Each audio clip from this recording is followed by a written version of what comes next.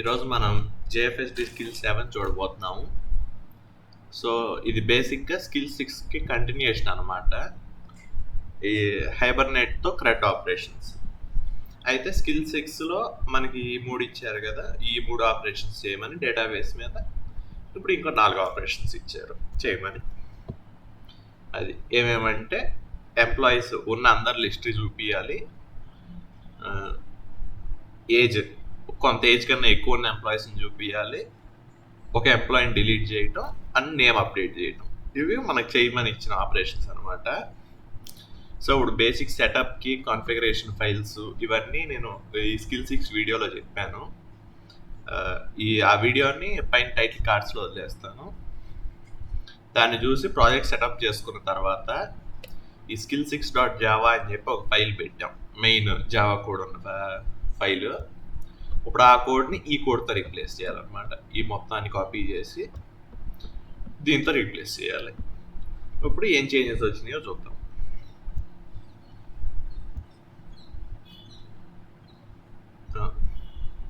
ఏం చేంజెస్ చేసాం, పాత దాంట్లో ఈ 1 2 3 వరకు ఉండేది, ఇప్పుడు కొత్తగా 4 5 6 7 ఆప్షన్స్ యాడ్ చేసాం.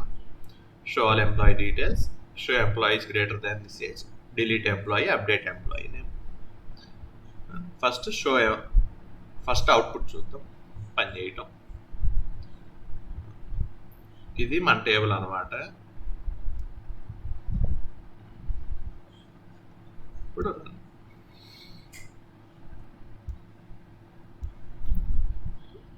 Show all employee details database access చేసి చూపిస్తుంది.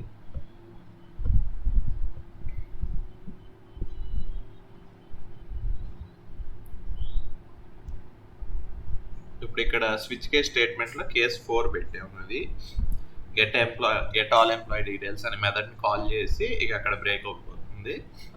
ఇప్పుడు మనం ఆ మెథడ్ దగ్గరికి వెళ్తాం.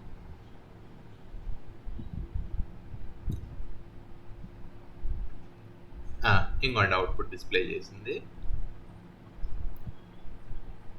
ఇది మన ప్రోగ్రామ్ డేటాబేస్ని రీడ్ చేసి ఆ టేబుల్లో ఉన్న అందరు ఎంప్లాయీ డీటెయిల్స్ ప్రింట్ చేస్తుంది. ఇవి టేబుల్లో ఉన్న ఎంప్లాయీ డీటెయిల్స్ మొత్తం నీట్గా ప్రింట్ అయింది. Next show employees greater than this age. సరే ఇప్పుడు ఏజ్ ఒక 40 అనుకున్నాము. 5 ఏజ్ అడిగింది 40. మళ్ళీ డేటాబేస్కి వెళ్ళి తీసుకొస్తుంది క్వరీ చేసి.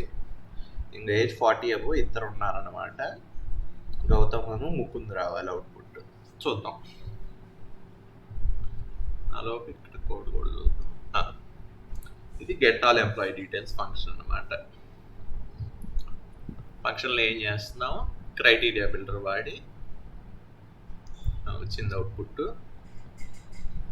ఇంకోటి గౌతమ్ను ముకుంద్, ఏజ్ 40 అబో కరెక్ట్గా వచ్చింది. Next update employee name, employee ID అడుగుతుంది.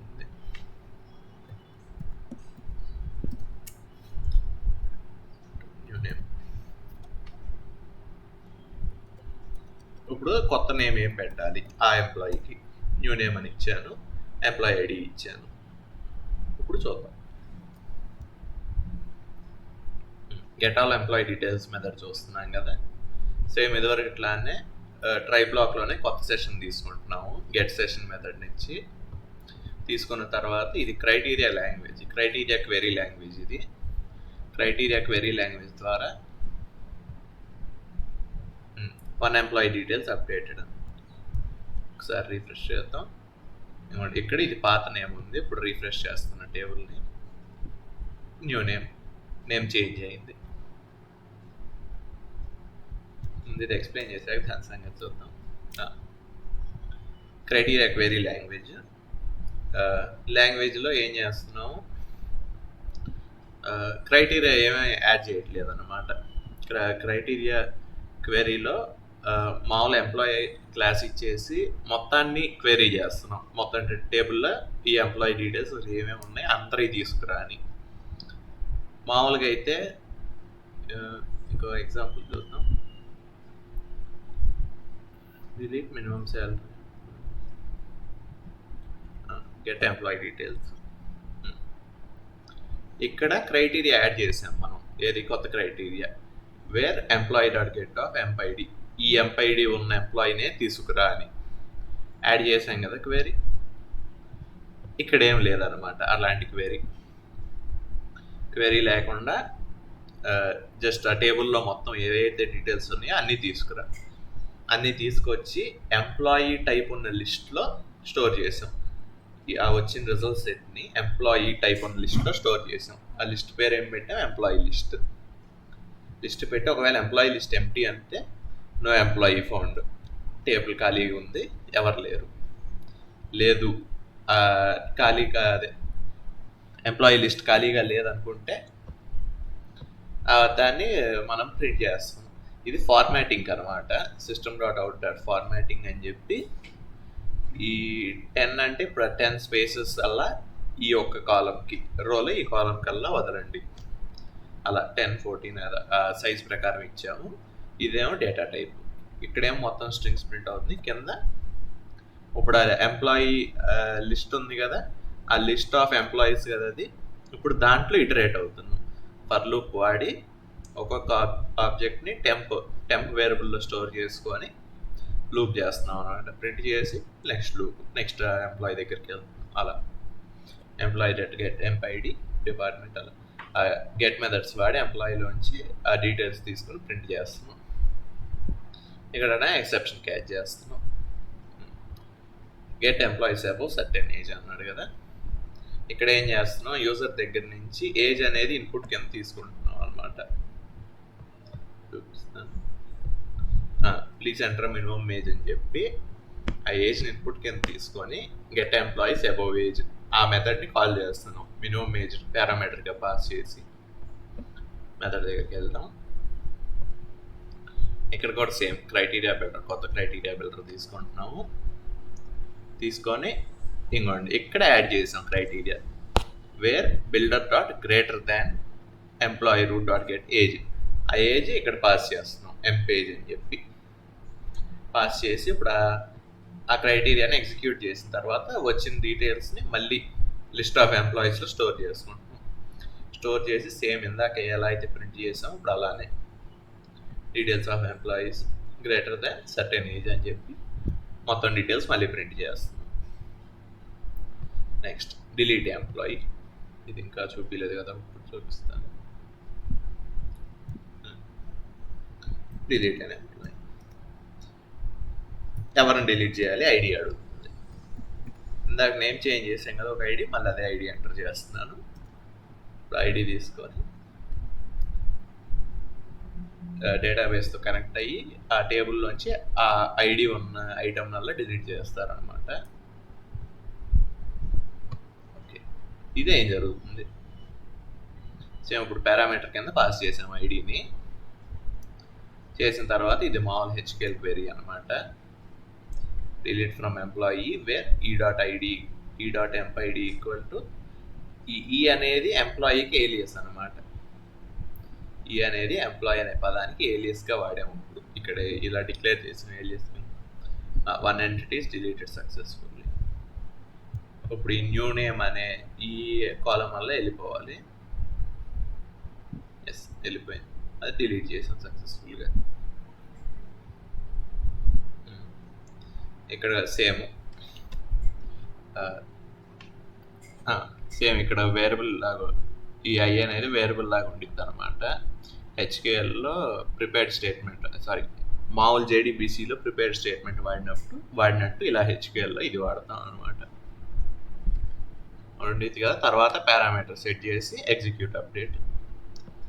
ఇది మనకేం అవుట్పుట్ ఇచ్చింది, ఎన్ని వాల్యూస్ చేంజ్ అయినాయి, అసలు ఏమేమి చేంజ్ చేసాం. ఇప్పుడు ఒకళ్ళని డిలీట్ చేశారు కాబట్టి 1 వచ్చింది మనకి ఈ అవుట్పుట్. దాన్ని ప్రింట్ చేసాం. ఓకే, ఇంతమందిని డిలీట్ చేసాం. 1 entities deleted successfully. Next update employee name.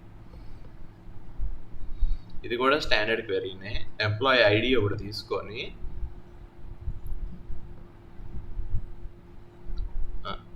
Employee ID తీసుకుంటున్నాము ఇన్పుట్ కింద. ఎంప్లాయీ ఐడి అను కొత్త నేమ్ చూపిస్తాను. ఎంప్లాయీ ఐడి అను కొత్త నేమ్ ఇన్పుట్ కింద తీసుకొని ఆ రెండింటిని అప్డేట్ ఎంప్లాయీ నేమ్ మెథడ్లోకి పారామీటర్ల కింద పాస్ చేస్తున్నాం. పాస్ చేసిన తర్వాత ఇక్కడ సేమ్ ఇంకొక హెచ్క్యూఎల్ క్వెరీ అప్డేట్ ఎంప్లాయీ అంటే ఎంప్లాయీ టేబుల్ని అప్డేట్ చేసి ఏం చేయాలి, ఎంప్లాయీ నేమ్ని పెట్టని ఇక్కడ ఇంకో వేరియబుల్ ఇస్తున్నాం, అంటే తర్వాత యాడ్ చేస్తాం. ప్రస్తుతానికి ఇది ఒక వేరియబుల్ లాగా ఉంచండి. Where temp ID equal to ఇది కూడా ఒక వేరియబుల్, అంటే మొత్తం క్వెరీ ఏమైంది, update employee set E dot E name equal to కొత్త name, where E dot emp ID equal to update చేయాల్సిన ఎంప్లాయీ ఐడి యొక్క అప్డేట్ చేయాల్సిన ఎంప్లాయీ యొక్క ఎంప్ ఐడి. తర్వాత పారామీటర్లో రెండు set parameter method set parameter వాడి రెండింటిని సెట్ చేస్తున్నాం. చేసి ఎగ్జిక్యూట్ అప్డేట్ చేసిన తర్వాత ఇప్పుడు ఎన్ని అప్డేట్ అయినాయి అని చూపించింది. మళ్ళీ సేమ్ అట్లానే అది అవుట్పుట్ ఇచ్చింది, దాన్ని ప్రింట్ చేస్తున్నాం ఎంతమంది డీటెయిల్స్ అప్డేట్ చేసామని. మామూలు కరెక్ట్గా రన్ అయితే అది 1 అనే రావాలి, ఎందుకంటే ఐడి డూప్లికేట్లు ఉండకూడదు కాబట్టి. సో ఇదనమాట స్కిల్ 7. జస్ట్ కోడ్ రన్ చేయాలంటే ఏం లేదు, ఆ స్కిల్ 6 వీడియో చూసి ఈ ప్రాజెక్ట్ మొత్తాన్ని సెటప్ చేసుకొని ఈ ఫార్మాట్లో సెటప్ చేసుకోవాలన్నమాట ప్రాజెక్ట్ని. Employee class, Hibernate configuration, employee Hibernate mapping file ఇవన్నీ యాడ్ చేసుకొని ఆ స్కిల్ 6.java అనే ఫైల్, ఆ కోడ్ కాకుండా వెబ్సైట్ లింక్ నేను డిస్క్రిప్షన్లో ఇస్తాను, ఈ కోడ్ మొత్తం కాపీ చేసుకొని అక్కడ రీప్లేస్ చేసేయండి, దీంతో రీప్లేస్ చేయండి. రీప్లేస్ చేసేస్తే అయిపోయింది. మామూలుగా రన్ చేస్తే అది నార్మల్గా ఎగ్జిక్యూట్ అయిపోవాలి. జార్ ఫైల్స్ అటు లింక్ టెలిగ్రామ్లో ఉన్నవి, అది నేను డిస్క్రిప్షన్లో ఇస్తాను link. Jar files, Hibernate jar files, JDBC మొత్తం కలిపి రిక్వైర్డ్ జార్ ఫైల్స్ అని ఒక జిప్ ఫైల్ ఉండిద్ది, అది నేను ఇస్తాను లింక్. సరే, బాయ్.